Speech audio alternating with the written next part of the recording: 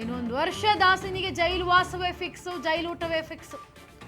ದರ್ಶನ್ನ ಯಾವ ಮನವಿಗೂ ಸೊಪ್ಪು ಹಾಕಲಿಲ್ಲ ಸುಪ್ರೀಂ ಕೋರ್ಟ್. ಟಾರ್ಚರ್ ಕೊಡ್ತಾರೆ, ನನಗೆ ಬೆದರಿಕೆ ಆಗ್ತಿದೆ, ತಾರತಮ್ಯ ಮಾಡ್ತಿದ್ದಾರೆ, ಬೆದರಿಕೆ ಹಾಕ್ತಿದ್ದಾರೆ ಸಹಪಾಠಿಗಳು, ಸಹ ಕೈದಿಗಳು. 1 ವರ್ಷ ಒಳಗೆ ವಿಚಾರಣೆ ನಡೆಸಬೇಕು ಅಂತ ಸುಪ್ರೀಂ ಕೋರ್ಟ್ ಗಡುವು ಕೊಟ್ಟಿದೆ. ಬೇಲ್ ನಿರೀಕ್ಷೆಯಲ್ಲಿದ್ದ ಕಿಲ್ಲಿಂಗ್ ಸ್ಟಾರ್ಗೆ ಈಗ ಶಾಕ್ ಎದುರಾಗಿರೋದು.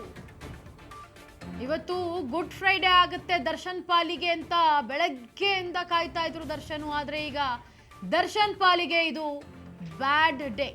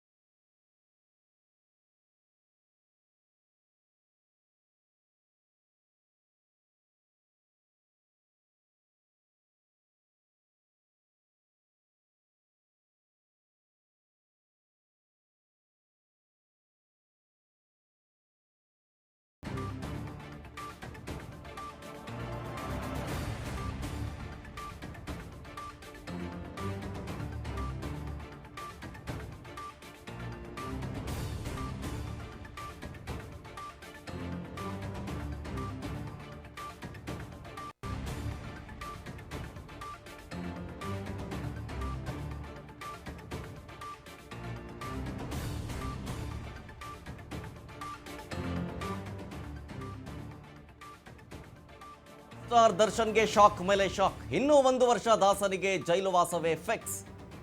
ದರ್ಶನ್ನ ಯಾವುದೇ ಮನವಿಗೂ ಸುಪ್ರೀಂ ಕೋರ್ಟ್ ಸೊಪ್ಪು ಹಾಕಿಲ್ಲ. ಟಾರ್ಚರ್ ಅಂತೆ, ಬೆದರಿಕೆ ಅಂತೆ ನಾನಾ ರೀತಿಯ ಕಾರಣ ಕೊಟ್ಟಿದ್ದು ದರ್ಶನ್. ಆದರೆ ವಿಚಾರಣೆಗೆ ಮಾತ್ರ ಡೆಡ್ಲೈನ್ ಕೊಟ್ಟಿದೆ ಸುಪ್ರೀಂ ಕೋರ್ಟ್. ಟ್ರಯಲ್ ನಡೀತಾ ಇದೆಯಲ್ಲ, ಅದಕ್ಕೆ ಮಾತ್ರ 1 ವರ್ಷದೊಳಗೆ ಟ್ರಯಲ್ ಮುಗಿಸ್ಕೊಡಿ ಅಂತ ಸುಪ್ರೀಂ ಕೋರ್ಟ್ ಸೂಚನೆಯನ್ನ ಕೊಟ್ಟಿರೋದು. ಅಷ್ಟು ಬಿಟ್ಟರೆ ಬೇಲ್ ವಿಚಾರಕ್ಕೆ ಸಂಬಂಧಪಟ್ಟಂತೆ ಯಾವುದೇ ರೀತಿಯಾದಂತಹ ಗುಡ್ ನ್ಯೂಸ್ ದರ್ಶನ್ಗೆ ಇಲ್ಲ. ನೆನೆನೇ ಹೇಳ್ದ ಇದೇ ವಿಚಾರಕ್ಕೆ, ದರ್ಶನ್ ಕೊಡುವ ಕಾರಣಗಳ ಮೇಲೇನೆ ದರ್ಶನ್ನ ಬೇಲ್ ಭವಿಷ್ಯ ನಿರ್ಧಾರ ಆಗಿರುತ್ತೆ ಅಂತ. ಜೈಲಿನಲ್ಲಿ ನನಗೆ ಟಾರ್ಚರ್ ಕೊಡ್ತಾರೆ, ನನ್ನನ್ನು ಅಪರಾಧಿ ಥರ ನೋಡ್ತಾರೆ, ಹಾಗೆ ಹೀಗೆ ನಾನಾ ರೀತಿ ಕಾರಣ ಕೊಟ್ಟರೆ ಸುಪ್ರೀಂ ಕೋರ್ಟ್ ಒಪ್ಪೋದಿಲ್ಲ. ಅದಕ್ಕೆಲ್ಲ ಸ್ಟ್ರಾಂಗ್ ರೀಸನ್ ಬೇಕು. ಈ ಸಣ್ಣ ಪುಟ್ಟ ವಿಚಾರಕ್ಕೆಲ್ಲ ಬೇಲ್ ಕೊಡುವ ಮಾತೇ ಇಲ್ಲ. ಬೇರೆ ಏನಾದರೂ ರೀಸನ್ಸ್ಗಳನ್ನು ಕೊಟ್ಟಿದ್ದಿದ್ರೆ ಮೋಸ್ಟ್ ಪ್ರಾಬಬ್ಲಿ ದರ್ಶನ್ಗೆ ಬೇಲ್ ಸಿಗಬಹುದಿತ್ತೇನೋ.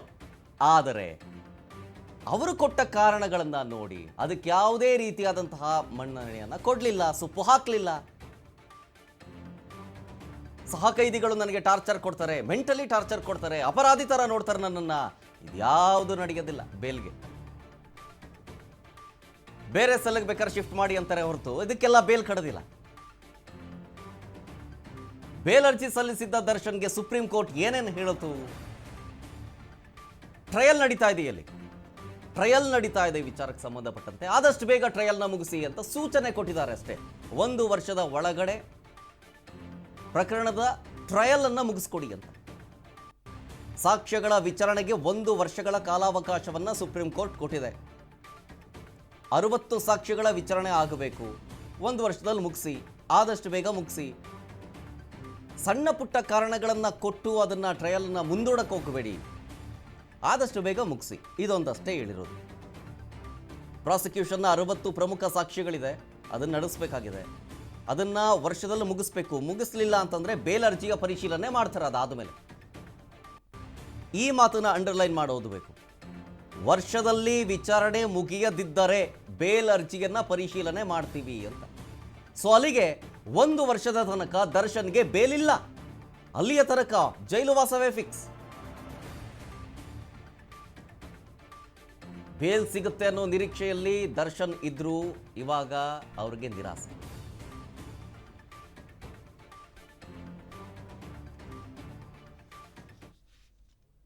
ಹಾಗಾದರೆ ಇದೇ ವಿಚಾರಕ್ಕೆ ಸಂಬಂಧಪಟ್ಟಂತೆ ದರ್ಶನ್ ಹೇಳಿದ್ದು ಜೊತೆಗೆ ಮನವಿ ಮಾಡ್ಕೊಂಡಿದ್ದು, ಕೋರ್ಟ್ನ ವಾದ ಪ್ರತಿವಾದ ಹೆಂಗೆಲ್ಲ ಇತ್ತು, ಆ ಡೀಟೇಲ್ಸ್ ಅನ್ನು ಕೊಡ್ತೀನಿ ಸ್ಮಾಲ್ ಬ್ರೇಕ್ ಆದಮೇಲೆ.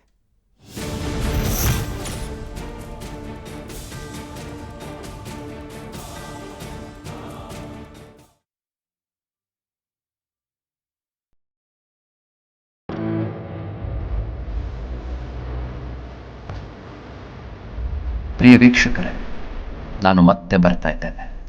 ಕಳೆದ ಹಲವು ತಿಂಗಳಿಂದ ನಾನೆಲ್ಲಿ ಏನು ಮಾಡ್ತಾ ಇದ್ದೀನಿ ಎಂದು ಪ್ರೀತಿಯಿಂದ ಕೇಳಿದವರು ಹಲವು ಲಕ್ಷ ಜನ. ಆ ಹಲವು ಪ್ರಶ್ನೆಗಳಿಗೆ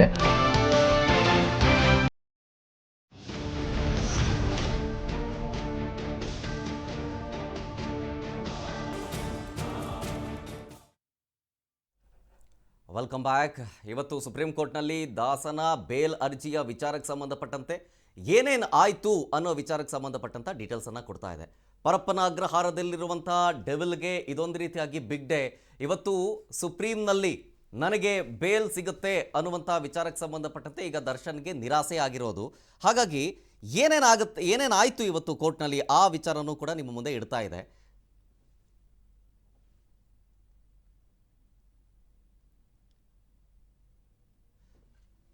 ಇದ್ರ ಬಗ್ಗೆ ಮಾತನಾಡೋದಕ್ಕೆ ಸುಪ್ರೀಂ ಕೋರ್ಟ್ನ ವಕೀಲರಾದಂತಹ ಅನಿಲ್ ನಿಶಾನಿ ಅವರು ನಮ್ಮ ಜೊತೆಗೆ ಫೋನ್ ಸಂಪರ್ಕದಲ್ಲಿ ಜಾಯ್ನ್ ಆಗಿದ್ದಾರೆ. ಸರ್ ನಮಸ್ತೆ. ಸರ್ ನಮಸ್ತೆ ಸರ್. ಸರ್ ನಿನ್ನೆನೂ ಕೂಡ ನಾನು ಇದ್ರ ಬಗ್ಗೆ ಮಾತಾಡ್ತಾ ಇದ್ದೆ. ಏನಂತಂದ್ರೆ ಬೇಲ್ ಅರ್ಜಿಯನ್ನ ಸಲ್ಲಿಸಿದ ಸಂದರ್ಭದಲ್ಲಿ ಅವರು ಕೊಡುವಂತಹ ಕಾರಣಗಳ ಮೇಲೆ ಡಿಸೈಡ್ ಮಾಡ್ತಾರೆ ಬೇಲ್ ಹಾಕೋದು. ಆದರೆ ಇಲ್ಲಿ ದರ್ಶನ್ ಕೊಟ್ಟಿದ್ದು ಕಿರುಕುಳ ಆಗ್ತಾ ಇದೆ ನನಗೆ ಸಹ ಕೈದಿಗಳಿಂದ, ಜೊತೆಗೆ ಸೌಲಭ್ಯ ಇಲ್ಲ, ಆ ರೀತಿಯಾಗಿ ನನ್ನನ್ನು ಅಪರಾಧಿ ಥರ ನೋಡ್ತಿದ್ದಾರೆ, ಮೆಂಟಲಿ ನನಗೆ ಟಾರ್ಚರ್ ಆಗ್ತಾ ಇದೆ ಅಂತ ಈ ಕಾರಣಗಳನ್ನು ನೋಡಿಯೇ ಅವರು ಬೇಲ್ ಕ್ಯಾನ್ಸಲ್ ಮಾಡಿದ್ದ.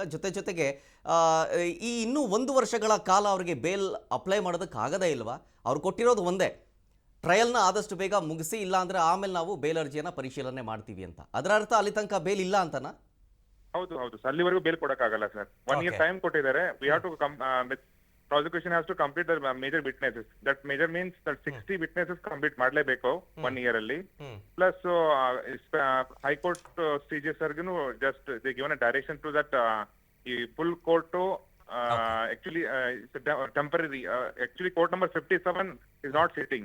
Alternately ಅರೇಂಜ್ಮೆಂಟ್ ಮಾಡಿದ್ದಾರೆ ಕೋರ್ಟ್ ನಂಬರ್ 56 ಅಲ್ಲಿ, CCH 56 ಅಲ್ಲಿ. ಇವಾಗ ಹೈಕೋರ್ಟ್ ಡೈರೆಕ್ಷನ್ ಕೊಟ್ಟಿದ್ದಾರೆ, ದ ಫಿಕ್ಸ್ ಫುಲ್ ಫ್ಲೆಜ್ ಒಂದು ಕೋರ್ಟ್ ನ ಅಸೈನ್ ಮಾಡಕ್ಕೆ, ಇದು ಮಾಡಕ್ಕೆ, ಟ್ರಯಲ್ ಮಾಡಕ್ಕೆ. ಮತ್ತೆ ಸರ್ ಅದರಲ್ಲಿ ಈ ಇನ್ನೊಂದು ಡೈರೆಕ್ಷನ್ ಕೊಟ್ಟಿದ್ದಾರೆ. ಅವ್ರ ಅಲಿಗೇಷನ್ ಏನು, ಜಸ್ಟ್ ಲೈಕ್ ನಮ್ಮ ಕೋವಿಡ್ ಸೆಂಟರ್ ಅಲ್ಲಿ ಕ್ವಾರಂಟೈನ್ ರೂಮ್ ಅಲ್ಲಿ ಹಾಕ್ಬಿಟ್ಟಿದ್ದಾರೆ, ನೋ ಆಕ್ಸೆಸ್ ಬಿಟ್ವೀನ್ ಅದರ್ ತರ. ಅದಕ್ಕೆ ಆ ಇಶ್ಯೂದಲ್ಲಿ ಸ್ವಲ್ಪ ರಿಲ್ಯಾಕ್ಸ್ ಮಾಡಿದೆ ಕೋರ್ಟು. ಏನಂತ ಜಸ್ಟ್ ಈ ಬೇರೆ ಅಂಡರ್ ಟ್ರಯಲ್ ಪ್ರಿಸನರ್ಸ್ ಏರಿದಾರಲ್ಲ ಅವ್ರಿಗೆ ಏನ್ ಫೆಸಿಲಿಟಿ ಕೊಡ್ತಾ ಇದಿಲ್ಲ ಮ್ಯಾನ್ಯುಯಲ್ ಅಲ್ಲಿ, ಇವ್ರಿಗೂ ಅದನ್ನೇ ಕೊಡ್ಲೇಬೇಕು ಅಂತ ಹೇಳ್ಬಿಟ್ಟು ಜಸ್ಟ್ ಒಂದು ಆರ್ಡರ್ ಮಾಡಿದ್ದಾರೆ.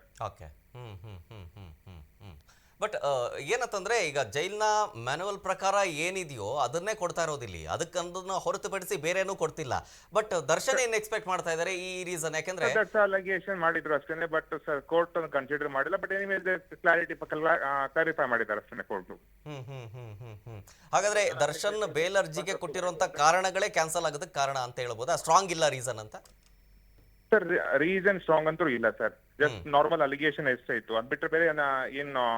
ಇವನ್ writ petition also is not maintainable. How come they file writ petition? But anyway because of some allegation they are not treating well, ಅದಕ್ಕೋಸ್ಕರ just given some simple direction. Okay ಈಗ ದರ್ಶನ್ದಾಯ್ತು, but ಇನ್ನಿತರ ಆರೋಪಿಗಳು ಕೂಡ bale ಅರ್ಜಿಯನ್ನ ಸಲ್ಲಿಸಿದ್ದಾರೆ, ಒಂದಷ್ಟು ಜನ ಸಲ್ಲಿಸಿದ್ದಾರೆ, ಇನ್ನೊಂದು ಸ್ವಲ್ಪ ಸಲ್ಸೋಕಿದ್ದಾರೆ. ಸೊ ಆ ವಿಚಾರದಲ್ಲೂ ಕೂಡ ಹಿಂಗೆ ಆಗೋದಾ, ಹೇಗೆ? ಸೇಮ್ ಆರ್ಡರ್ ಆಗ್ಬೋದು sir, may be same order ಆಗ್ಬೋದು.